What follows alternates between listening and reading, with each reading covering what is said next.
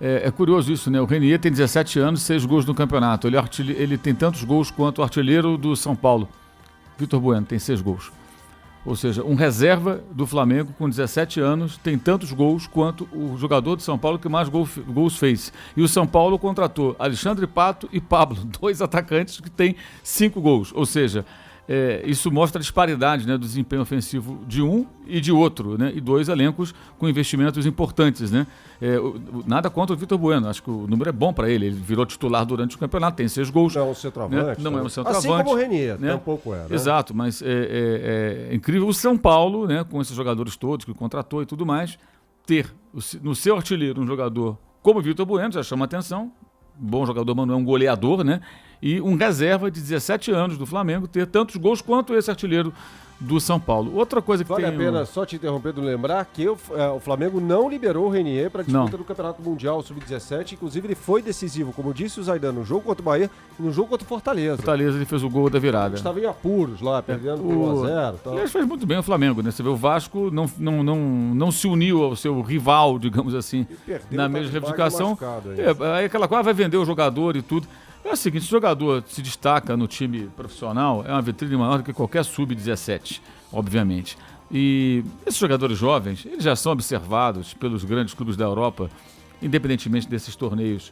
Esses torneios são só uma vitrinezinha a mais, mas já são observados. Existem brasileiros que trabalham aqui no país como observadores, chamam agora de scout, né? Tem esse nome, dos times europeus.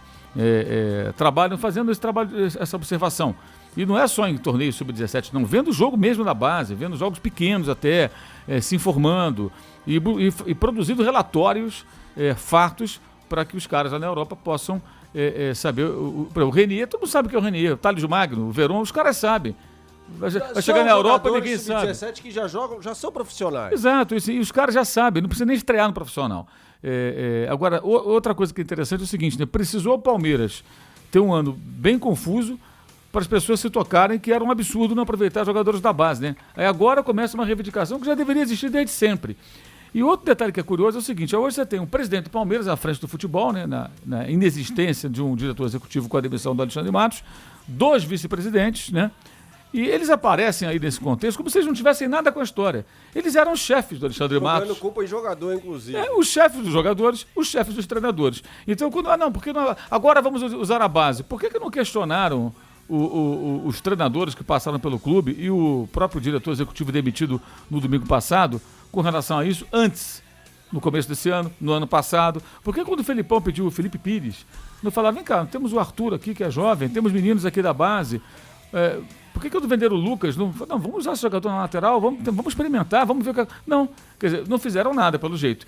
Uma coisa é você escalar o time, o outro é o dirigente chegar para o técnico ou para o diretor executivo, que é um profissional remunerado, e falar, olha, isso é uma decisão institucional, nós investimos na base X milhões de reais por ano, montamos estrutura, na base você, de 100 garotos, de repente você tira 1, às vezes 2, às vezes nenhum, né? Então é um trabalho de peneira realmente.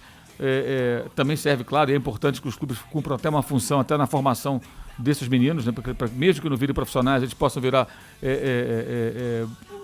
possa ser um bom cidadão, possa ter uma formação, até uma educação, e possa ser encaminhados na vida, mesmo que não joguem bola profissionalmente, porque a maioria não consegue, né, virar. A maioria fica pelo caminho, não tem como absorver todo mundo no mercado profissional. Mas, enfim, cobraram? Me parece que não, porque não acontecia. Chegavam esses jogadores aí de qualidade técnica questionável, por preços muitas vezes elevados. Aí agora precisou isso tudo para perceberem. E outra coisa que só agora parece que perceberam, vários colegas, né? Agora tem uma crítica ao nível do futebol jogado no Brasil. Mas o nível do futebol jogado no Brasil é ruim há muito tempo.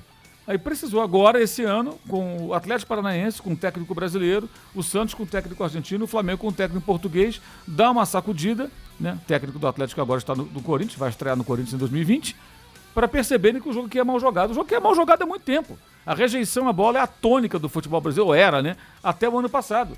Os times jogavam para rejeitar a bola, bicuda para frente, tentar roubar a bola perto da área adversária, era a coisa mais moderninha que tinha surgido aqui. Lateral na área, né, para brigar pela sobra da bola, né, não uma jogada de lateral ensaiada em que você pega a defesa desprevenida e você aciona um jogador, até porque como não tem impedimento. impedimento. Contra o Atlético Paranaense no primeiro jogo do Jesus, lembra?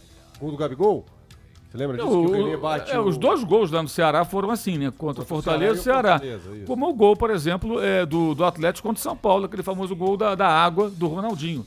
Né? Não tem impedimento na cobrança lateral. Ali foi uma jogada esperta do Atlético, Libertadores contra o São Paulo e do Dino Rogério Ceni, com toda a sua experiência. Quando viu, já estava na cara do gol.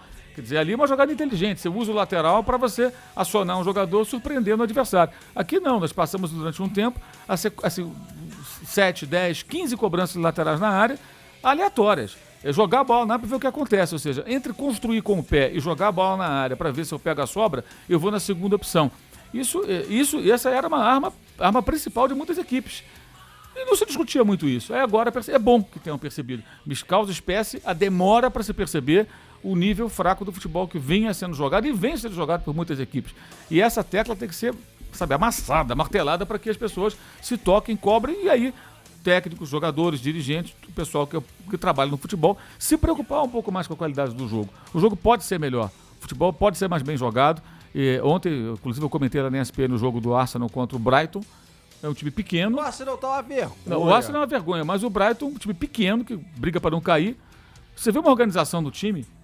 O Guardiola já tinha elogiado o Brighton. Então, você vê em poucos times. E ele elogiou num jogo que ele meteu 4. Ele meteu 4. Por quê? O time não rifa a bola, joga organizado, explora as deficiências do adversário, alterações do técnico explorando as fraquezas do Arsenal para ganhar o jogo. Só tomou um empate em dado momento porque o Arsenal foi na pressão, fez um gol numa pura sorte.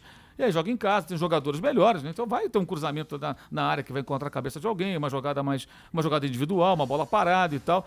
Mas a outra equipe muito mais organizada. Então você vê que é possível sim, com um bom trabalho de um treinador, de um bom grupo de jogadores envolvido, dedicado, que entenda, fazer mais. O Fortaleza é um exemplo com o Rogério Ceni.